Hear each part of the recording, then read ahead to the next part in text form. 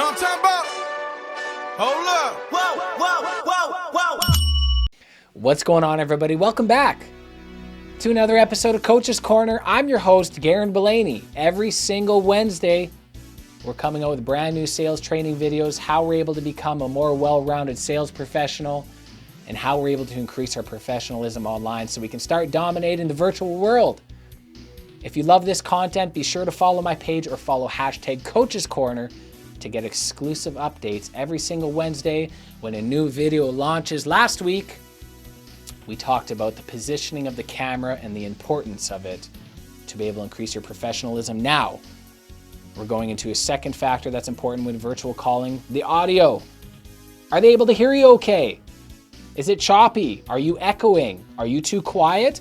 Let's get into it. I want to give you 3 key factors and 3 strategies that you can implement today to ensure that you're providing your clients with a superior experience when it comes to audio. But we can do it here. We got to head to the Coach's Corner. Let's do it.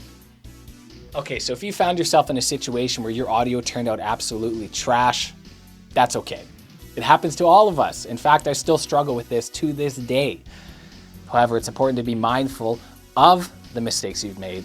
Make the certain adjustments that you need so when you go into your next situation, the audio is knocking it out of the park. However, you got to invest with this. You don't have to spend hundreds of dollars on a microphone, but you do need to get an external microphone. The ones on your laptop just won't work. You're going to sound like the Tin Man if you're using that. However, there's a couple key strategies that you're able to implement once you do have your external microphone and how to use it to ensure that you're using it to its full capability. Let's take a quick seat and I'll tell you how. Okay, so when we get into this, keep in mind, I'm not a podcaster, I'm not an audio engineer, so these are the 3 key indicators that I find work for me. However, if you find there's other ways that you can improve your audio in the comments below, put it in there so the learners can hear from you. The thing is, you don't have to spend a whole lot of money on the microphone. If you don't know how to use it, it doesn't matter. So the number one recommendation that I would make when using the audio is keep yourself close to the microphone. There's a terminology that you want to eat the microphone, and there's a reason for that. So what I've been told, the best distance to have from your microphone to your mouth is you give them a little one of these, a little wasa dudes. Give them one of those, a sa dude. And then you want to have a measurement. So about 6 to 12 inches away from your face is what I'm told is the ideal. And I'll show you why. So let's take a quick look. When you're talking with your audio, look, we'll bring the microphone in closer. I didn't change anything. I'm talking the exact same way. You can hear how clear it is. Now, when you move the microphone away, I'll go into here. You move the microphone away a little bit. We'll slide it away. You can still hear me okay, but it's just not as good. And when you have the microphone further away, it's going to cause more of an echo, more of a roomier sound.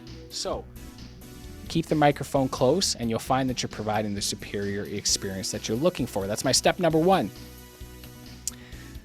Number 2 is check your gains.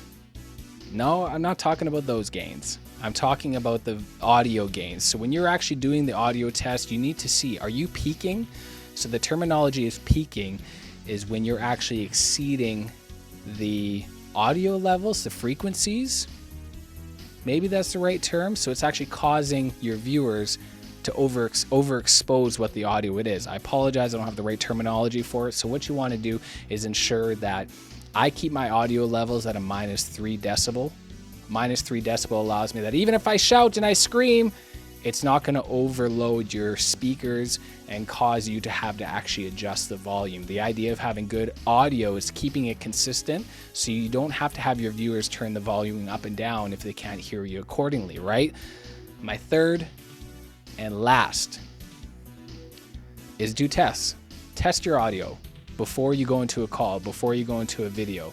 If you're able to test, you can see how you get away with it. And the reason why I say that is because I never really understood when you had podcasters and they'd have the video, they'd have the microphone really up close and they'd be hearing that.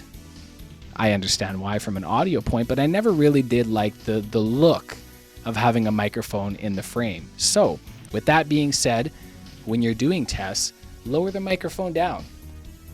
Lower it down, and if you find it's too quiet, increase your audio gain. Remember how we talked about your gain and not peaking? Increase the gain a little bit so it can hear you effectively. Ladies and gentlemen, this is this episode of Coach's Corner. I'm your host, Garrin Bellany. If you enjoyed this, Be sure to follow my page or follow hashtag Coaches Corner.